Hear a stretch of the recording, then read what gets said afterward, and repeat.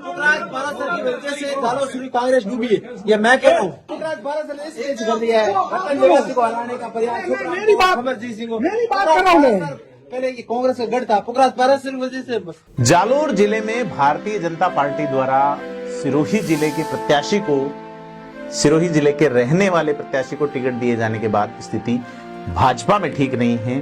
और कांग्रेस की क्या स्थिति है, जिन पुखराज पारासर के सहारे अशोक गहलोत अपने बेटे वैभव गहलोत को जालोर सिरोही लोकसभा सीट से चुनाव लड़ाना चाह रहे हैं, उनको लेके कार्यकर्ता क्या सोच रहे हैं, वीडियो देखिए। मेरी बात कर रहा हूँ मैं। पहले की कांग्रेस का गढ़ था, पुखराज भारत की वजह से। वो बात मैं ये नहीं कह रहा हूँ, मेरी बात कर रहा हूँ। जालोर कांग्रेस डूबी है, ये मैं कह रहा हूँ। हाथी क्या रखो, क्या करोगे? मैं कह रहा हूँ ना, एसटीसी कर दी उसने। उस पुखराज पारसर आप 10 लोग, आप 10 लोग आप मीटिंग में बोलो। आप कह रहे हो आप मीटिंग में बोलो, क्या कह रहे हो? पुखराज पारसर में 10 लोग आप बुला के मीटिंग करवाओ, ऐसे ही मंत्री बन जाते बैठे। एसटीसी कर दी पार्टी, मैं बोल रहा हूँ। क्या कर लेगा, आप क्या बोलोगे? तो वीडियो में आप देख रहे हैं कि कार्यकर्ता सोच ही नहीं रहे, बोल भी रहे हैं कि वोट इनके पास नहीं है, लेकिन जब भी सरकार बनती है मंत्री बन जाते हैं। पुखराज भारत में 10 लोग आप बुला के मीटिंग करवाओ, ऐसे ही मंत्री बन जाते बैठे।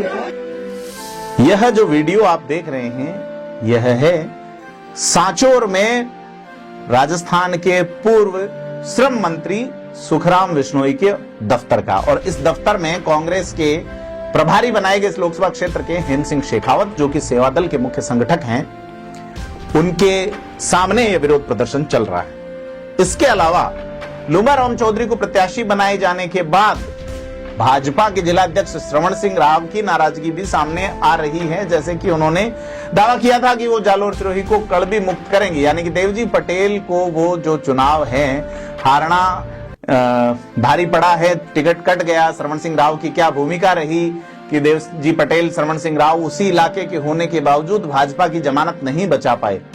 अगर अपन देखें कि बाड़मेर में देखें या जालोर में देखें, तो दोनों ही जिलाध्यक्षों के जमानतों का संकट पड़ा है। वहां स्वरूप सिंह खारा चुनाव लड़े और जमानत जब्त करवा बैठे। इधर श्रवण सिंह राव ने चुनाव तो नहीं लड़ा, लेकिन देवजी पटेल को जिताने की कथित रूप से कोशिश का दावा कर रहे हैं, लेकिन देवजी पटेल की जमानत नहीं बची। ऐसे में भाजपा के संगठन की स्थिति जो है वो जमीनी तौर पे कितनी मुखर है, यह साबित हो रही है।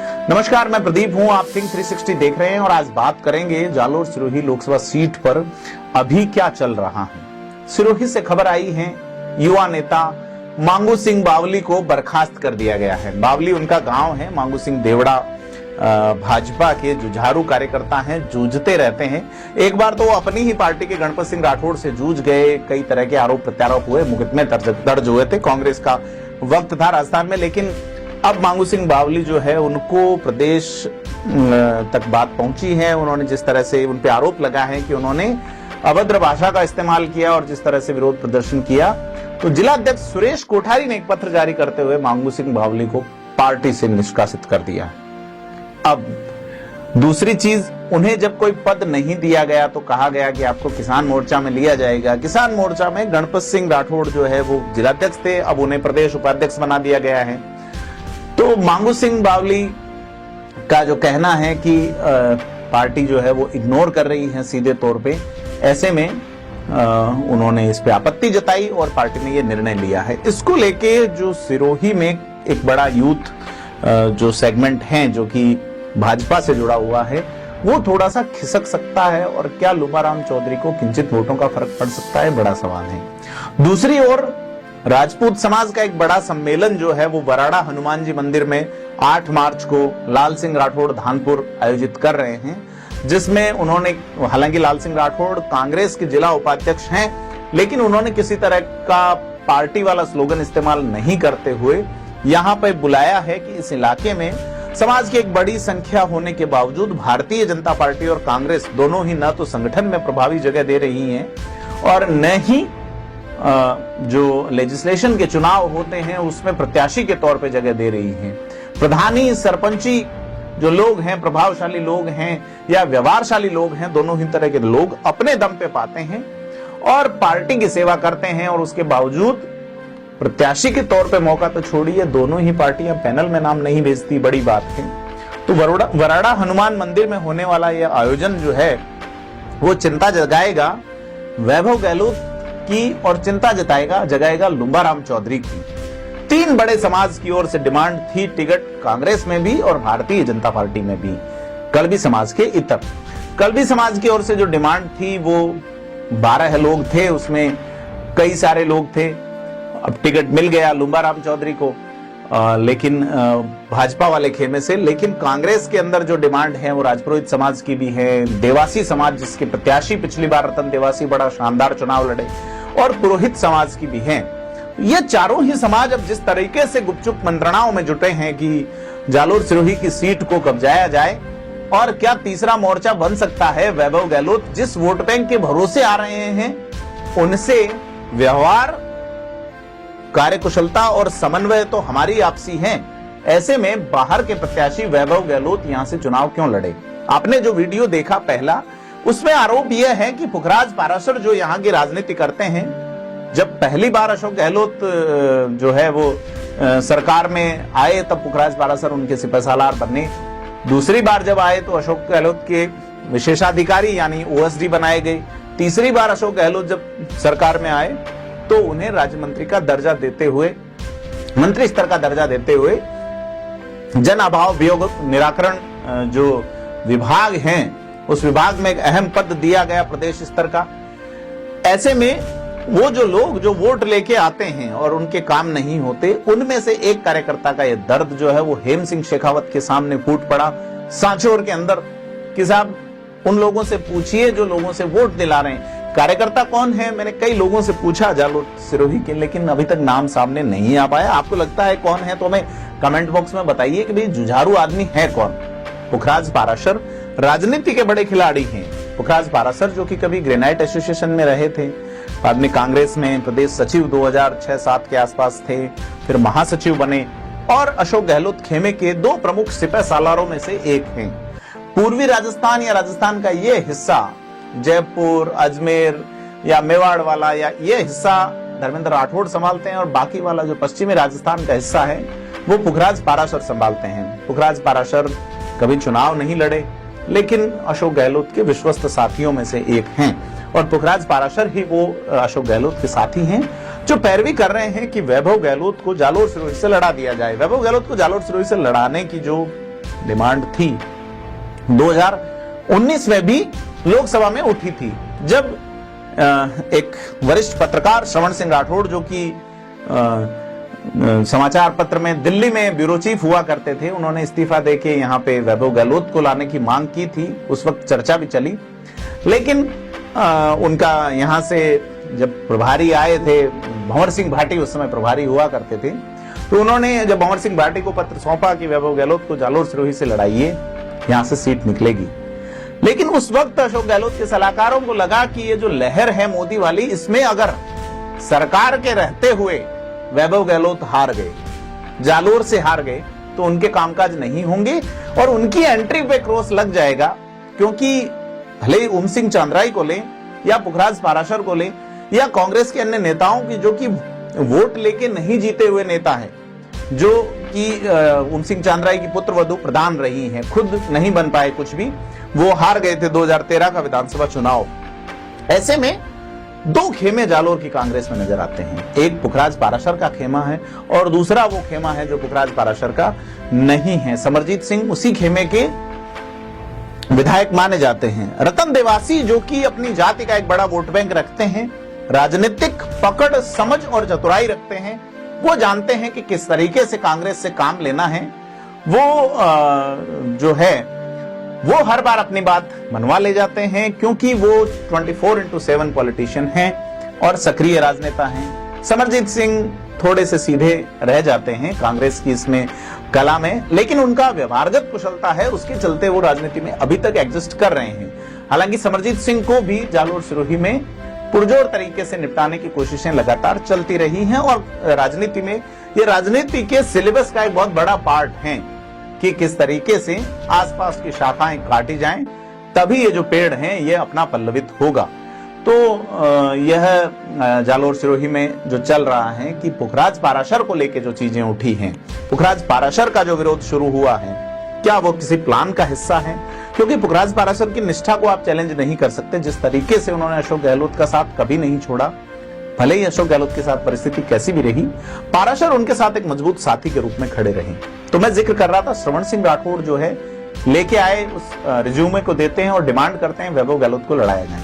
लेकिन अशोक गहलोत की टीम के वो लोग जो कि वोट लेके जीत के आके सरकार में हिस्सा पाने वाले लोग नहीं है। दो तरह के लोग हैं जो कि जीत के गए हैं वोटों से, मसलन कि सुखराम बिश्नोई गए मंत्री बने, समरजीत सिंह गए जीत के मंत्री नहीं बनाए गए, रतन देवासी जीत के गए तो उप मुख्य सचेतक बने थे। लेकिन पुखराज पाराशर कभी जीत के या चुनाव लड़के नहीं गए। ओम सिंह चांद्राय महासचिव है तो खुद कभी जीते नहीं। इसके अलावा भी इस खेमे के जो लोग हैं, तो दो तरह के लीडर हैं, एक वो जो मास कम्युनिकेट करते हैं, जो पब्लिक से बात करते हैं, और एक जो क्लास कम्युनिकेट करते हैं, ऊपर का सेटअप ठीक रखते हैं। राजनीति में जनता कहीं बीच में रह जाती है या कार्यकर्ता कहीं बीच में रह जाते हैं। एक जिनका जनता के साथ जुड़ा हुआ है, दूसरा जिनका नेताओं के साथ जुड़ा हुआ है। दो तरह की पॉलिटिक्स जो है वो लगभग सभी जगह नजर आती है और कांग्रेस में तो खास करके ही नजर आती है। तो उस समय सोचा कि अगर वैभव गहलोत सरकार अगर है और जालोर सिरोही से आ रहे, तो जालोर सिरोही के वे नेता जो कि मास कम्युनिकेशन की स्किल से या मास लीडरशिप की स्किल से पहुंचे हुए हैं ऊपर, वो प्रभावी हो जाएंगे। ऐसे में वैभव गहलोत को यहां लड़ाने से हाथ खड़ा कर दिया। अशोक गहलोत ने कुछ सभाएं भी की, वहां रानीवाड़ा में सभा की, सांचौर में कार्यक्रम भी उस हिसाब से डिजाइन हुए थे, लेकिन अशोक गहलोत को लगा कि जोधपुर बेहतर रहेगा। परंतु खेल ये हुआ कि वैभव गहलोत जो है वो चुनाव हार गए। अब ये लगता है कि सरकार तो नहीं ही है, अशोक गहलोत पे ये दबाव है कि वो चुनाव लड़े। लेकिन अशोक गहलोत के पास और सचिन पायलट पे भी ये दबाव है, दबाव डोटासरा पे भी है, दबाव टीकाराम जूली पे तो नहीं, उन्हें प्रतिपक्ष का बना दिया गया है नेता, भंवर जितेंद्र पे भी है। ऐसे में डोटासरा ये प्रिविलेज ले रहे हैं कि वो अध्यक्ष हैं और उनके ऊपर 25 ही सीटों की जवाबदारी है। इसी तरीके से सचिन पायलट का कहना है, या सचिन पायलट की टीम से बात करें तो लगता है कि अगर अशोक गहलोत लड़ेंगे तो वो भी लड़ेंगे। तो अशोक गहलोत ये प्रिविलेज लेना चाह रहे हैं कि नई पीढ़ी को मौका देना चाहिए, ऐसे में वैभव गहलोत को दे दिया जाए और वो अशोक गहलोत अपने कांग्रेस में एक बेहतर वक्त का इंतजार करें। यह एक जो इंटरनल जो चल रहा है, यह खास करके जालोर सिरोही पे केंद्रित हो चुकी है। अब कांग्रेस की अशोक गहलोत खेमे वाली राजनीति का जो केंद्र बिंदु है वो यह सीट हो गई है। अगर वैभव गहलोत यहाँ जीतते हैं तो उनके जीत के समीकरण ये बनते हैं कि राजपूतों को साधा जाए, ब्राह्मणों को साधा जाए, पुरोहितों को साधा जाए, जिनको कांग्रेस ने टिकट नहीं दिया। हालांकि इनको टिकट भाजपा ने भी नहीं दिया, जिनको टिकट भाजपा ने नहीं दिया, हालांकि इनको टिकट कांग्रेस भी नहीं देती। ये वाइस वर्सा हैं दोनों ही, और इनका वोट बैंक है और प्रभावी वोट बैंक है। मसलन की सरपंचों की संख्या देखें, मसलन की पंचायत समिति सदस्यों की या जिला परिषद के सदस्यों की या नगर निकायों में स्थिति देखें तो यहाँ प्रभावशाली जातियों में वैश्य वर्ग हैं, प्रभावशाली जातियों में राजपूत हैं, यहाँ पे देवासी बड़े प्रभावशाली हैं। तो वैभव गहलोत को दिए जाने से अगर वैभव गहलोत को एक बड़ा वोट बैंक रानीवाड़ा में मिलता है और रानीवाड़ा के देवासी अगर वैभव गहलोत को ही वोट करते हैं कंप्लीट, तो ये माना जाएगा कि रतन देवासी जो है उन्होंने कलबियों से वोट तो ले लिए लेकिन लुम्बा राम चौधरी को वोट नहीं दिलाए। ऐसे में रतन देवासी बड़ा फूंक के कदम रखेंगे। और जैसा कि हम जानते हैं रतन देवासी की राजनीति को कि किस तरीके से उनकी गुगली जो है वो गजब असर करती है। हालांकि रिवर्स स्विंग भी कई बार हो जाती है, जैसा कि पिछले चुनाव में बहुत कम अंतर से वो चुनाव हार गए, बड़ी संख्या में वोट लेने के बावजूद बहुत माइनर अंतर से वो चुनाव हारे थे 2018 में। चुनाव लड़ना वो जानते हैं। संयम लोढ़ा एक बड़े नेता हैं जो कि वोट की पॉलिटिक्स जानते हैं। क्लास कम्युनिकेशन वाले नेताओं में अगर अपन बात करें तो एक और सिपह सालार अशोक गहलोत के नाम है नीरज डागी। राज्यसभा के सांसद हैं लेकिन जीत नहीं पाए, कभी विधायक नहीं बने, और वो भी कोशिश करेंगे कि वैभव गहलोत यहां से जीते। तो क्लास कम्युनिकेशन वाले नेताओं की पॉलिटिक्स का आधार टिका है वैभव गहलोत की जीत पे। और जो लुब्बाराम चौधरी का खेमा है, उनको डर है कि अगर राजपूत दूसरी तरफ चले जाते हैं और देवासी चले जाते हैं जो कि खुद टिकट डिमांड कर रहे थे, मसलन की सांवलाराम देवासी का नैराश्य भाव, मसलन की नारायण देवासी का नैराश्य भाव, मसलन की नैराश्य भाव भूपेंद्र देवासी का, ये भाजपा के नेता जो अपने सोशल मीडिया पर जरूर लिख रहे हैं, लेकिन मन बड़ा खिन्न है इनका कि इस समाज को मौका दिया जाना चाहिए, जो केवल जालोर सिरोही नहीं, पड़ोस के बनासकांठा साबरकांठा जिले में भी, बाड़मेर जिले में भी, जोधपुर जिले में भी, पाली जिले में भी, जालोर जिले, सिरोही जिले और थोड़ा सा मेवाड़ के हिस्से में भी है। ऐसे में इस समाज को अगर टिकट नहीं मिला तो यह नैराश्य भाव अगर वैभव गहलोत की ओर झुक जाता है, यह नैराश्य भाव अगर चला जाता है कि चूंकि बड़े नेता के बेटे हैं और सभी नेता जो टिकट नहीं पाए हैं या फ्री बैठे हैं, उनको लगता है अशोक गहलोत के सहारे से हम फ्यूचर की राजनीति का कुछ आधार तय कर सकते हैं, तो भाजपा के लिए सीट आसान नहीं बनती। पहले भी मैं कह चुका, कुल वोटों की संख्या देखें इन विधानसभाओं में, जो 8 विधानसभाएं हैं इस लोकसभा में, तो भाजपा उसमें पीछे है। 4 सीटें ही भाजपा जीत सकी हैं यहाँ पे, 3 कांग्रेस के पास में है, कांग्रेस के पास बड़े अंतर से हैं, 1 निर्दलीय के पास है। निर्दलीय जीवाराम चौधरी क्या बार्गेन करेंगे, भाजपा उन्हें क्या कह के मनाएगी, क्योंकि विधायक का प्रभाव तो है ही, वो 1 लाख के आसपास वोट ले गए। पूरा राम चौधरी जो है पूर्जीबा भीनमाल वाले, वो क्या स्टेप लेंगे, तमाम चीजें हैं। तो जालोर सिरोही में अभी जो है वो एक बार पन्नी जो है वो थोड़ी सी धुंधली हो गई है और एक इंतजार है कि कांग्रेस किसे टिकट देती है। वैभव गहलोत का नाम पहले नंबर पे है, ओम सिंह चांद्राई है, फिर सवाराम पटेल है जो चुनाव नहीं जीत पाए, या फिर और भी नेता जिनका नाम पैनल में कहा जा रहा है। लाल सिंह राठौड़ अपनी कोशिशों में जुटे हैं। इसके अलावा भी जो कांग्रेस के नेता हैं जैसे कि दिनेश चौधरी हैं, सवाराम पटेल का नाम है, ये लोग कोशिशें कर रहे हैं। संध्या चौधरी का नाम है जो पहले 2009 का चुनाव लड़ी थी।